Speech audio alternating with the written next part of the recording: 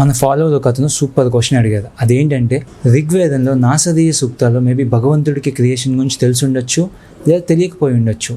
అలాంటప్పుడు భగవంతుడు సర్వజ్ఞాని ఎలా అవుతాడన్నా అని అడిగారు. ఆ శ్లోకం యొక్క ఎగ్జాక్ట్ మీనింగ్ ఏంటంటే హైయెస్ట్ ఫామ్ అయిన భగవంతుడికి క్రియేషన్ గురించి తెలిసి ఉండొచ్చు లేదా తెలియకపోయి ఉండొచ్చు. దీని మీనింగ్ ఏంటంటే అది కంక్లూజన్ చెప్పట్లా, వాళ్ళు డౌట్ రైజ్ చేస్తున్నారు. మీరు కనుక అబ్జర్వ్ చేస్తే మీరు నిద్రపోతున్నప్పుడు కళ వస్తుంది, దాంట్లో కొత్త ప్రపంచాలు, ఎమోషన్స్, ఫీలింగ్స్ అన్నీ ఉంటాయి. కానీ ఒక్కసారి నిద్ర లేచాక ఆ కళ ఎగ్జాక్ట్గా ఎక్కడ స్టార్ట్ అయింది, ఏ టైంలో స్టార్ట్ అయిందంటే మీరు చెప్పగలరా?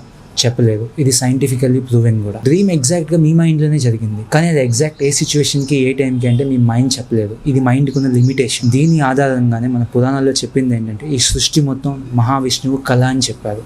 ఎందుకంటే దానికి ఎగ్జాక్ట్ ఆరిజిన్ ఇప్పుడు దాకా ఎవరికీ తెలియదు. కాబట్టి మైండ్ అర్థం చేసుకుంటే ఒక లాజిక్ కావాలి, ఒక స్టార్టింగ్ పాయింట్ కావాలి. ఇలా లేనప్పుడు మైండ్ అర్థం చేసుకోలేదు. సో దీన్ని మైండ్తో మెజర్ చేయడం సాధ్యం కాదు. అందుకని మన వేదాల్లో చెప్పిన ఇంకో మాట ఏంటంటే భగవంతుడికి ఆది లేదు, అంతం లేదు. దేనికైతే బిగినింగ్ అండ్ ఎండింగ్ పాయింట్ ఉంటుందో దాన్ని మైండ్ అర్థం చేసుకోలేదు, జస్ట్ యాక్సెప్ట్ చేయగలదు. అది యాక్సెప్ట్ చేసినప్పుడు మైండ్ ఒక శూన్యంలోకి వచ్చి అసలైన సత్యాన్ని తెలుసుకుంటుంది, అది అనుభవపూర్వకంగా. ఇది మాటల్లో చెప్పలేని సత్యం, ఎందుకంటే అది మైండ్కి అర్థం లేదు. కాబట్టి ఈ డౌట్ ఫాలోవర్కి క్లియర్ అయిందని నేను అనుకుంటున్నాను. నమస్కారం.